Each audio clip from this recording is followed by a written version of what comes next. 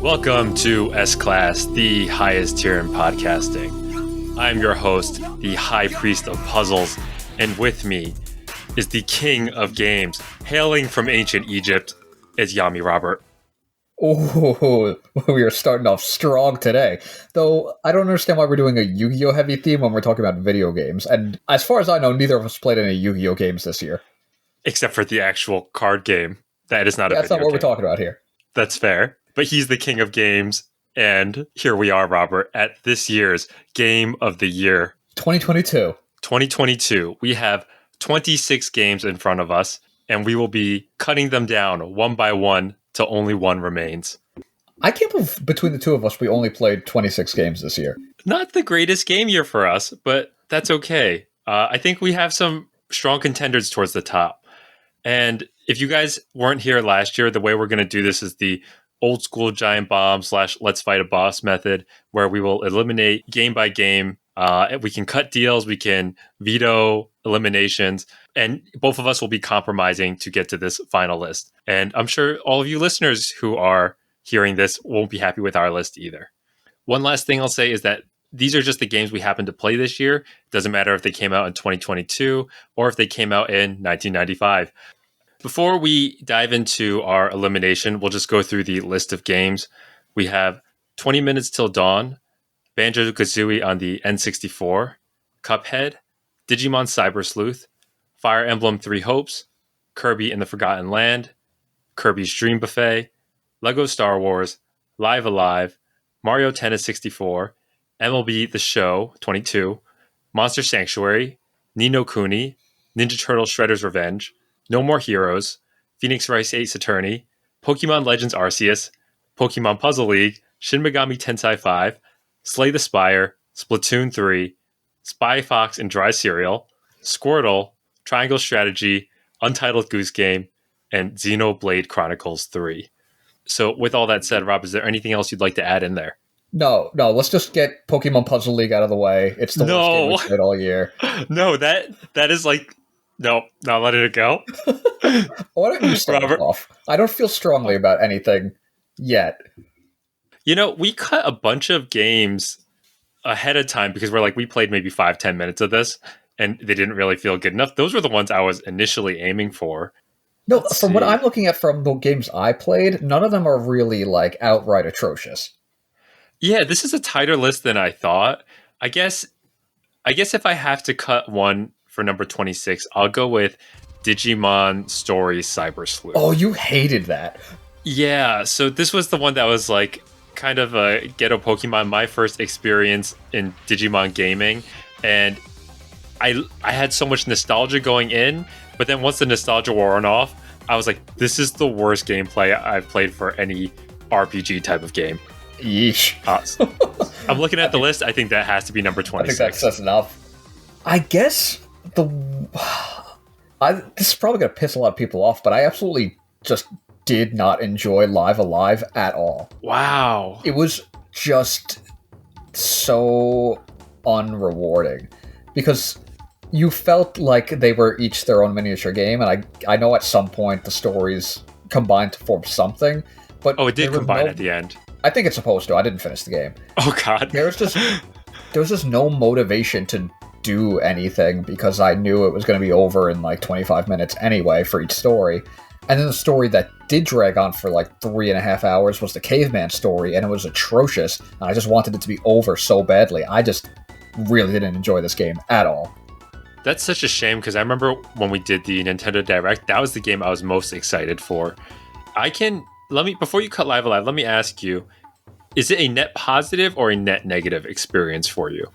Oh, it's absolutely a net negative. I spent $50 on this game, and I did not enjoy it. I played for maybe 4 or 5 hours. Okay, then yeah, let's let it go. It was a complete waste. And I think it's the only game that I paid for this year that I felt regretful and that I wasted money on. So, Live Alive at number 25. I am up at number 24. I think for me, this is a pretty easy cut. I'm going to go with Untitled Goose Game. Wow. You were that underwhelmed by it? This one was really disappointing because I thought I had been holding off on it because I heard it was like a 2-hour game that was being charged for like $20 or something. I was like, that doesn't seem like it's worth it. Finally dropped to $10, and I went to start playing it. And I thought you were just supposed to cause all sorts of mischief and cause chaos, but it's actually sort of a puzzle game. And some of the stuff was just not intuitive, and it kind of got you stuck in places where you're sort of like trying to throw someone's shoe into a pond, and then for some reason they keep chasing you and taking the shoe out of the pond, and it just became kind of tedious. I do think I want to get back into it since it's only a 2-hour game and just finish it, and maybe I'll have a different feeling. But I think it's telling that over the last 6 months since I started playing it, I have not had the desire to do so. Yeah, I was about to say, if you didn't go back and finish this 2-hour game already, at this point, you're not doing it. I might, but yeah, at this point, I don't care that much about it. But it might be one day I just pick it up. Off. What's that? You got it for 50% off, and you still feel like it was not worth it. I know, and people really loved this game when it came out. And I do enjoy the art style. I love this little annoying goose, but I just wish the gameplay was more free-flowing. So that's Untitled Goose Game at 24. All right, 23. I think I'm going to go with, this is an easy one. MLB The Show, 22. It's just another MLB baseball game. It was the first time it was on Switch and not on PlayStation. It was fine, but it's also just... they're not good games. It ran like absolute garbage on the Switch. It just couldn't handle it. The frame rate was non-existent. Otani looked like he was on the N64 and Ken Griffey baseball. It is what it is. Like, how many hours did you sink into it? Not a lot. Normally with these sports games, I'll put in at least like 60 hours, 50 hours. This I still got my money's worth. I got about 20 hours worth, but I don't know. It was just meh. Okay. Then I will begrudgingly put at number 22 Pokemon Puzzle, right? No. Pokemon Puzzle is going to the top. Unfortunately, my say is worth less since I played it 15, 20 years ago.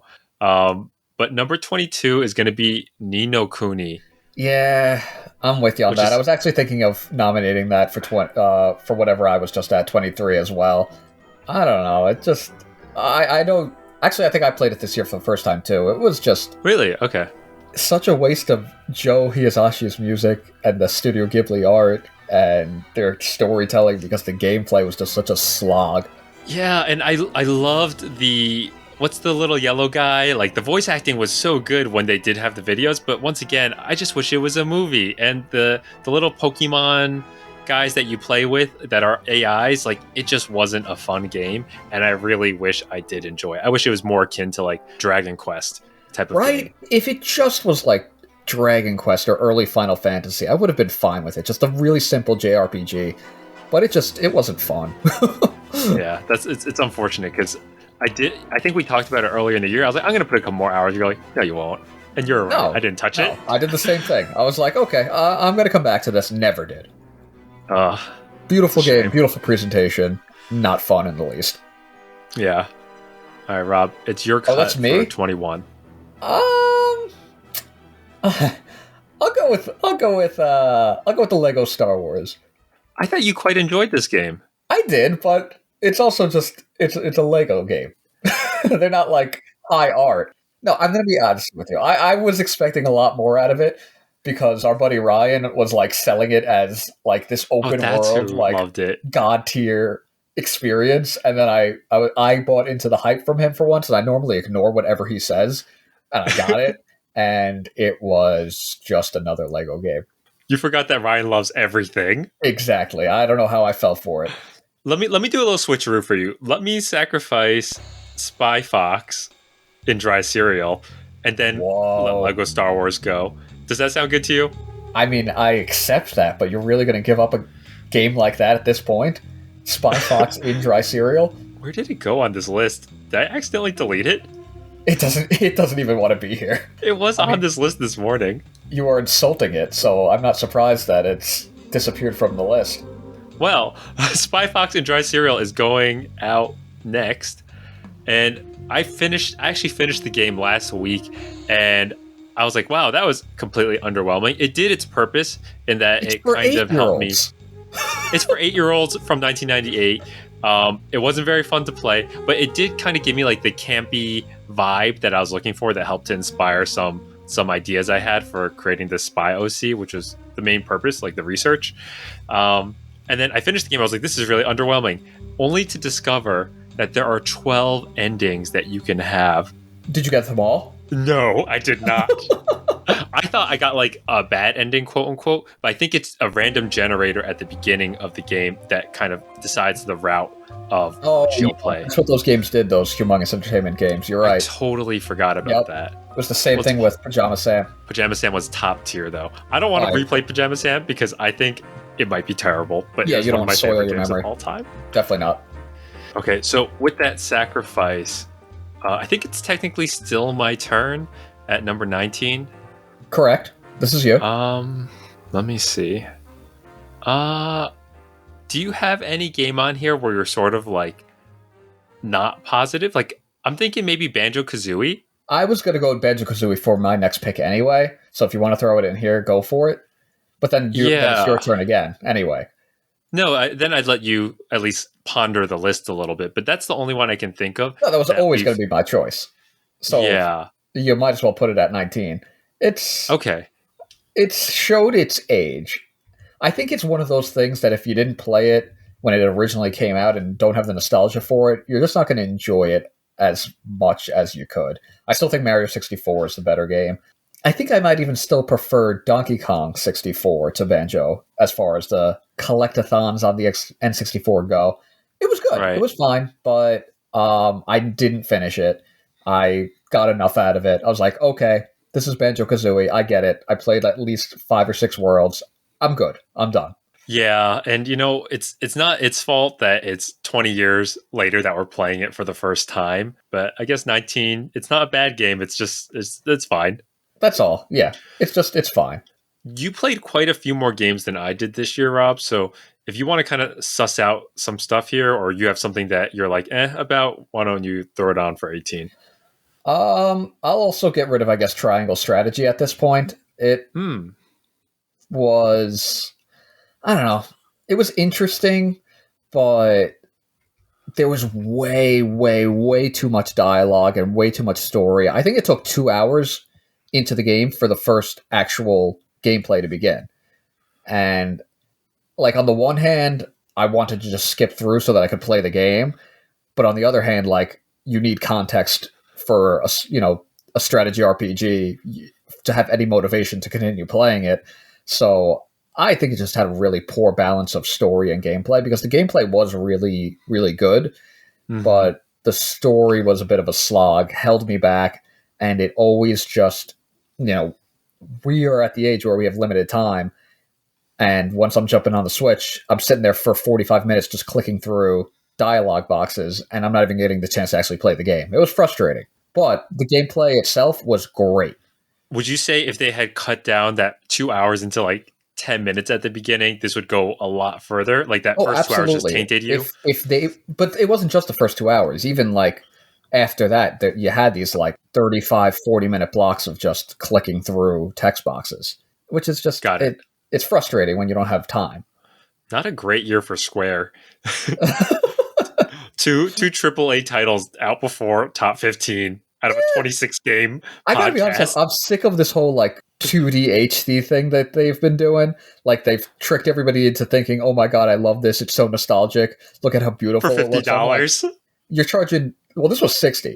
And I'm like, you're just charging full price for a game with no effort into like actual, advancement in game design. They really are brilliant. The fact that they've managed to trick us this far along.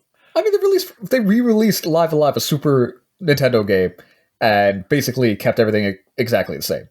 Graphics changed a bit, looks nice, but at this point it just feels lazy. The margins are through the roof on those games. Clearly. They keep doing them. I'm gonna tease this one out there. Is it time for Sqwordle to go? Oh yeah. I mean, I don't really understand why it's even on this list. It's a mobile game, and I played it consistently. I probably played like 40, 50 rounds of Sqwordle, and I enjoyed it when I played it. And it was kind of eye-opening, like realizing I was like, that guy's that strong, that guy's that weak. And it was fun playing against you and John for those few weeks that we were really into it. But it was like 5 minutes a day. It's a fun Wordle knockoff with Pokemon. It was good. It's good. I think it is a video game, quote unquote. And I don't think I can put it ahead of Triangle Strategy. We got to swap that. Okay, we'll put Sqwordle at 18 then, and Triangle Strategy at 17. That's fine with me. That's bad that it's beating out Banjo and Lego Star Wars. I mean, I enjoyed my experience with Sqwordle more. That's what I'm saying. Like, I would pick the $10 it took to make Sqwordle over playing more No Kuni. I mean, there you go. Which is an unfortunate truth. Yeah. It is your cut now. Oh, it's Pokemon Puzzle League. I mean, either you're going to have to start cutting things or suggesting things to cut based on either you playing it or what you think the game might be like, or you're going to have to cut Pokemon Puzzle League. I'm not going to fight for Pokemon Puzzle League. As much as it's one of my favorite games, like, this is our podcast. I haven't played this in like 20 years. And kicking your ass was so much fun for me, but this is not my game of 2022. You know, if this was my own podcast, it wouldn't even be eligible. So I'm okay letting it beat out these 10 to 15 other games that actually have had real budget put into them in the last year. It just pisses me off that you're so much better than me at it. Did you enjoy any part of Pokemon Puzzle League, like when you played it with me? I love the voice acting. I absolutely adore the voice acting. Can you give me your best Tracy? Which one's Tracy? Oh, man! And how about a nice Blaine? When you're hot, you're hot. That's the one I thought you were going to ask. No, you got both of them. Nailed it. No, yeah, it's fun. Yeah, I like the presentation of it, but it's a puzzle game that you're better than me at, and for that, it's getting eliminated. That's why I'm the high priest of puzzles. It is not a knock on the game, it's a knock on you. You know, I can't blame the game. I'll take it. There you go. It is my cut now. Can you give me how you're feeling on the two Kirbys? Well, Kirby and the Forgotten Land is not going anywhere for a while. I'll say that much.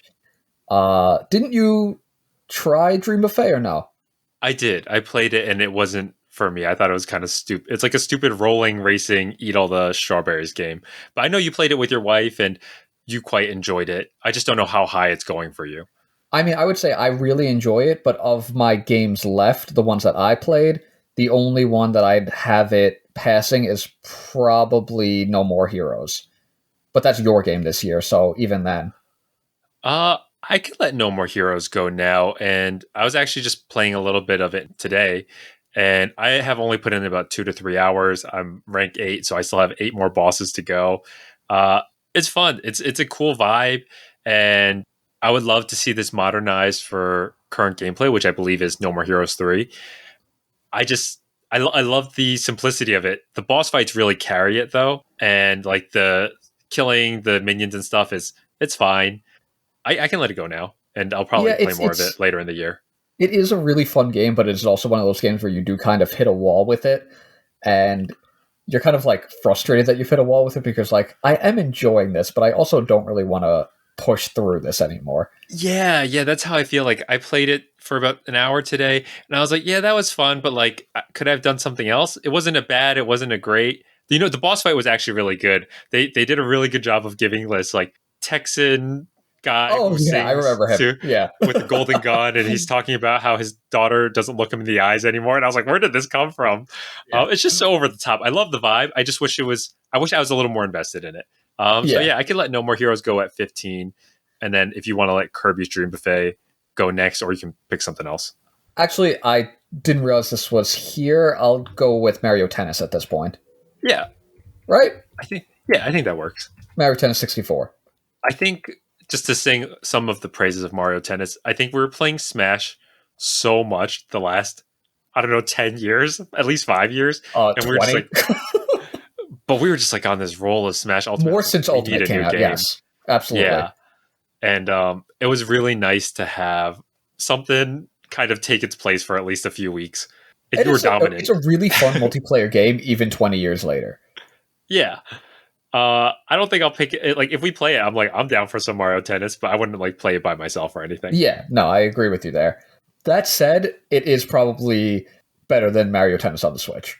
I have Mario no Tennis context, 64. but It is. but you have made it's your complaint. It's just got so much more soul. Yeah, it was a good time, and seeing our buddies be really butthurt was always enjoyable as well. I'm surprised you still have Shin Megami Tensei, because I really feel like you don't like Shin Megami Tensei. I like Shin Megami Tensei. It is probably the game I've sunk the most hours into this year, probably around 30 hours or so. And I just fucking wish that they had a more intuitive map that would let me fight the monsters I want to fight. That's sort of like a theme I have. Like, no more heroes. Shin Megami Tensei is way worse in this respect of just not letting you fight the things you want to fight. Like, no more heroes. I want to fight the boss. Here, I just want to get to the next like story beat so I can fight something bigger. Other than I feel like I'm just trapped in like the tall grasses of Pokemon beating up Rattatas all day. So how much longer are you riding Shin Megami Tensei? It will go further than a few more games than I have on here. Okay. I mean, I'm willing to get rid of Dream Buffet at this point. Okay. Dream Buffet is an adorable game. It's got spectacular presentation, but it's definitely a eShop budget title. It's fun for multiplayer, but if you have no friends or nobody to play with, you're not really going to enjoy it. It's a good thing you're married. She's committed to you to have to play these with you. She's more so committed to Kirby. I would say the hard part of where I'm at now is I have a whole bunch of games that are sort of at a similar level. Let me see. How you feel about Shredder's Revenge? I could see it leaving at this point. Yeah. Yeah. If you don't have anything else you want to get rid of, I am comfortable getting rid of it at this point. You know, I played it for that 1 hour with like the six of us, which was just chaos. We beat the game.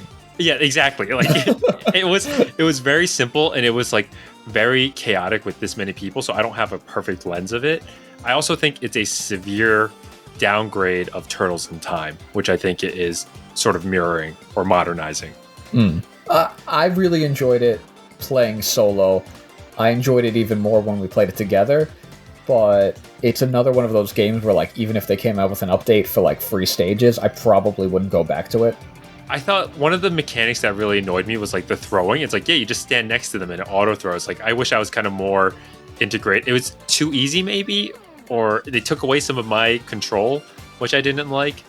I don't know. That's how I felt about it. And I'm trying to see if I like that less than I liked some of the other games.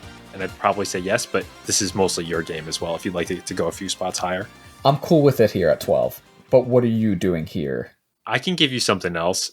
What was the game that you said that I didn't like? Oh, Shin Megami. Shin Megami Tensei. That's going to go a little higher for me. I think I'd get rid of Cuphead here. Really? That's interesting. I know that you've also played Cuphead, and I don't know if it's because I'm bad at games. It was a little too hard for me. It was like one of those things. It's a very challenging game, yes. Yeah, like I beat maybe 5 or 6 bosses, and then after a certain point, I was just getting frustrated where I was just like, this isn't fun anymore. So I put the controller down, and I just never came back to it.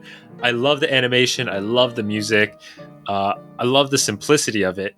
I don't know what else I was looking for. Maybe just a little less difficulty. But maybe that also takes away from the game. I don't know exactly what Yeah, I think that takes away from the game if it was easier. I think you just need to get good. Yeah, maybe I just need to get good. Yeah. It's a marvel to look at. It's not super fun to play, but I guess it is really satisfying when you do win. Yeah, I think that's the beauty of Cuphead, is that you keep going back and back and back at the fight, and you eventually get this like muscle memory that gets you through it, and you feel like you earned it. Yeah, the pattern recognition is definitely you've earned it. And it's not too hard where I think that the game's like cheating me.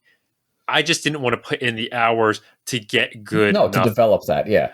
Yeah, it's like you're going to put in like, I don't know, 50 rounds worth of effort before you beat this one boss. And then you get like a moment of satisfaction. And then it's like, all right, let's do it all over again. And I don't think I had the mental capacity to do that 15 times or however many bosses there are. You know what I'm saying? Would your next choice be close to Cuphead? Yeah, I could let... Because I'd rather have Cuphead in the top 10 than whatever you might have at 11. Sure. This is tough. Again, a lot of these games are sort of at the same level. Maybe Monster Sanctuary can go next. Okay. Then Monster Sanctuary is kind of like a RPG Pokemon like, where you get a team of 6, and you can use 3 at a time, and you battle other Pokemon trainers, quote unquote, and you're trying to restore the land from these evil alchemists and stuff. It was like a fun time, but after a while, I also got kind of bored of it. I think maybe this is a me problem. I just have a very short attention span with video games. And also, it wasn't doing anything new. It was just sort of doing old school stuff in a semi-modern pixely way. And it was fun while I had it. But its heights never did anything special for me. All right, then there it is. So that puts Cuphead in our top 10. So Monster Sanctuary 11, Cuphead 10. I think you might be having a conversation with yourself in the top 5, but because I think a bunch of mine are going to go soon, unless you don't feel super strongly about stuff. I have one of mine I'd be willing to eliminate at this point, which is Fire Emblem 3 Hopes. I'm surprised it got this far. I forgot about it. Really? You're surprised? I mean, I love Warriors games. I love the Musou games. And dude, you've been so butthurt about this game. No, wait. I told you I was butthurt about this game, but I would play it anyway and enjoy it. I wasn't butthurt about it being made. I was butthurt about it existing when there was no new Fire Emblem game announced at the time. I was butthurt about its announcement, not its existence. I thought this was more in the vein of the level of like the Lego game you played today. No, or that you played this year. In that it's a fun time, but like I'm annoyed about it. No. I love Musou games. I got 60 hours out of this. So this is money well spent for you. Absolutely. Okay, so I'm glad you enjoyed this game, because my imagination of it was like, yeah, I played it begrudgingly, but like I wish it was a Fire Emblem game, and it was never great for me. Well, no, that's true. I wanted a new Fire Emblem game. I didn't want another Warriors game, but I like Warriors games, so I took it, I played it, and I liked it. Yes, it was begrudgingly, but I still enjoyed it. Okay, I mean, I'm down to let it go at 9. Let me look at mine. Does it really deserve to go at 9? Because it sounds like you quite enjoyed it. This is net positive for you? Yeah. Maybe I can let Phoenix Wright go at 9, and I'll give you Fire Emblem at 8. I still don't understand why Shin Megami Tensai is still going. Because when I was into Shin Megami Tensai, it was like kicking ass. Like, it was really vying for Game of the Year for me. And then if I didn't get stuck in this desert wasteland where I was like, where the hell am I supposed to go? Like, I would have probably beaten that game. But it just would have been more... Desert Wasteland? Yeah, that's actually true. Well, like the third Desert Wasteland. Because I was really enjoying that game. I would lay in bed playing my Switch until the battery died for like a week or two nonstop, grinding away, merging monsters. It was a really... So that's high praise. Yeah, it was like toxic. It was like toxic gamer energy that I haven't felt in such a long time. All right, so Phoenix Wright then at 9 makes sense. Yeah. There are a few other games on here that gave me toxic gamer energy, which is why they're still alive. Phoenix Wright, a really cool game from the Game Boy Advance era, I believe. Yep. My first exposure to Phoenix Wright, and it was really fun. I've never played this like trial visual novel type of game before.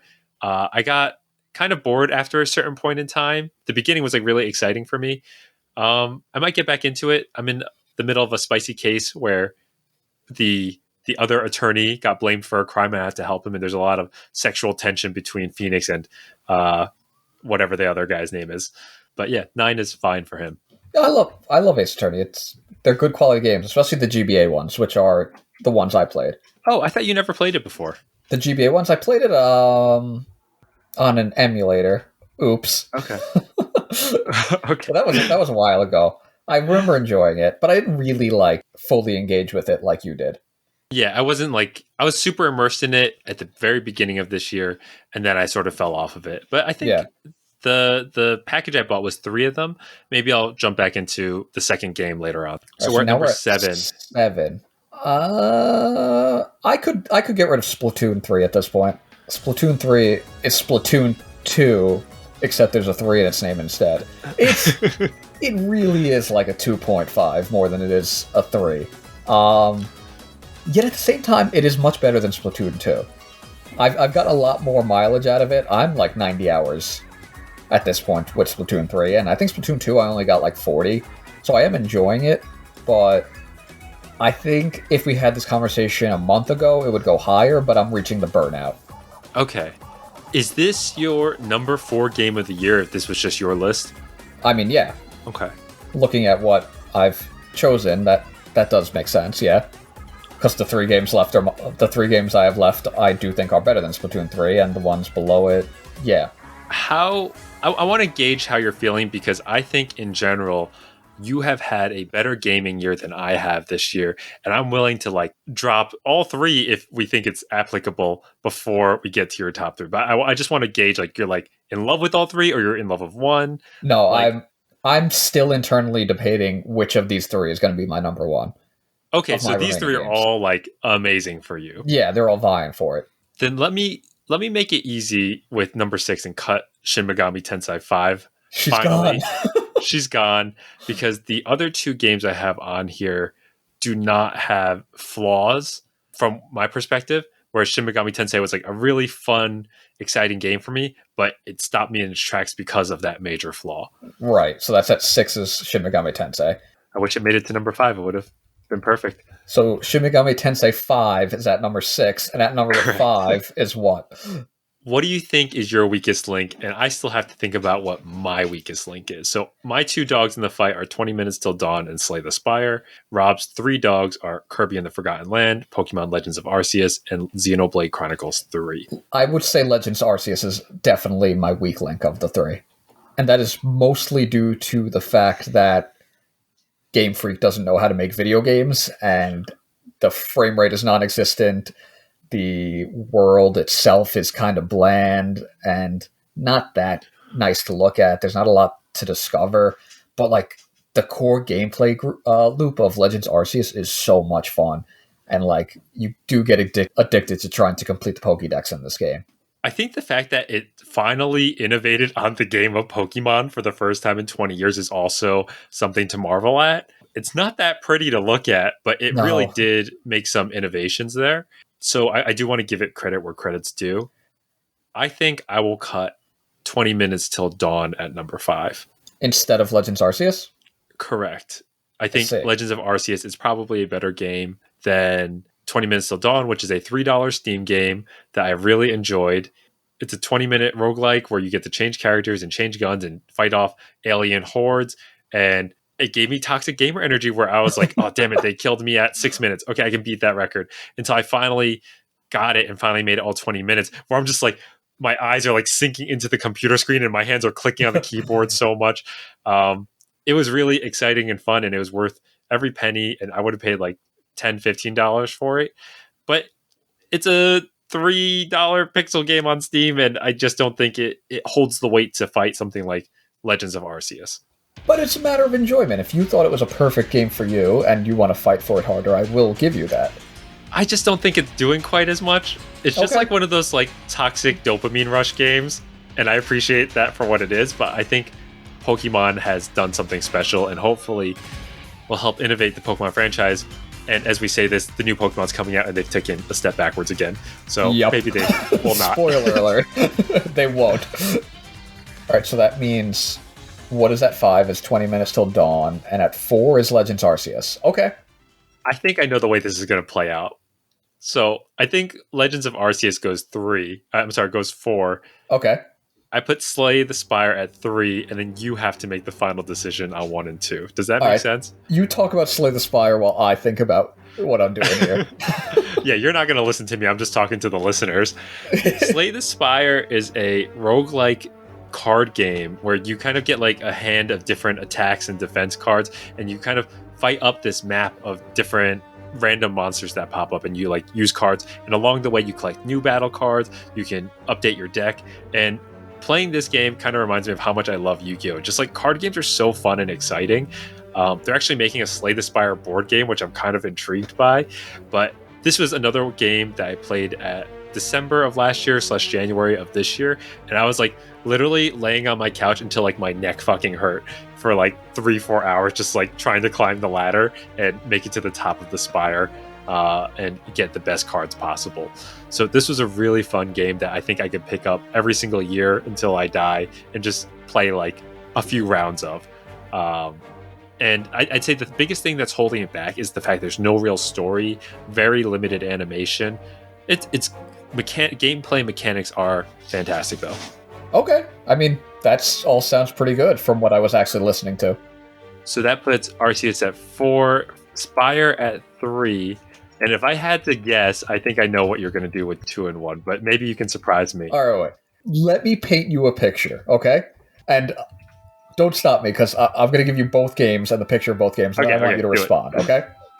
So, my experience with Kirby and the Forgotten Land was playing through the entire game with my wife. I was Kirby, she was Bandana Waddle Dee. We had a phenomenal time. It was so colorful, the music was great, the presentation was adorable. Everything about it was fun, and it was something really nice that we shared together. My experience with Xenoblade Chronicles 3 is my wife going back to work, and me still having off from work, and me sitting on the couch for 10 hours unshowered, playing through a 90-hour JRPG. Of those two pictures, which do you think Definitely I enjoyed Xenoblade more? Chronicles 3. Like, that's the one I had in my head from the beginning. I just don't think the little puffball has enough weight to beat out this 60 to 100 hour monster. And you'd be wrong. Really? I think of the two experiences I had, that Kirby and the Forgotten Land is the one I'm going to fondly remember. It was a really, really fun and good jump into 3D for Kirby. It was just a special experience. I really enjoyed playing through it with her. And Xenoblade Chronicles 3 is fantastic. It has the best story in the series, in my opinion. The music is always great. The world was huge and massive with tons to discover. I definitely got my money's worth out of it. But I will forget about it very quickly, and I won't do the same with Kirby. Would you say that playing with your wife for Kirby, is that what elevated it past Xenoblade? Or would it have been absolutely. number one no matter what? No, it was only number one because of playing through it as a multiplayer experience. Okay. Then at number 2, Xenoblade Chronicles 3. And at number 1, Rob. Kirby and the Forgotten Land. The GOAT. The GOAT. The indisputable champion. Rob, let's do our final readout of our 26 games. This one was... I think that last year we had a lot more anger towards each other. This one went pretty smoothly. I think the problem... Or not necessarily the problem, but the case this year is that I was a lot more selective with the games I played. Just because timing-wise, I didn't really want to devote a lot of time to video games. Because, as everybody will see with our anime of the year, we both watched and read a lot more anime and manga. Yeah, we did pretty gangbusters for the anime and manga, which will come out in 2 weeks after this episode is released. I think also... I think because what was the game I tried to eliminate at number 19? The stupid farming simulator? Stardew Valley. Stardew Valley, That was yes. ridiculous how much you hated that. There was so much hatred from like minute 2 of that podcast, and this was like, okay, I'm cutting this one. Okay, how about I offer you one of my own? Like we were sacrificing our own children. It was almost too collaborative. You're right. But that's okay, because we got there through 26 And games. that will not be the case with our anime of the year. Anime of the year might be a little spicier.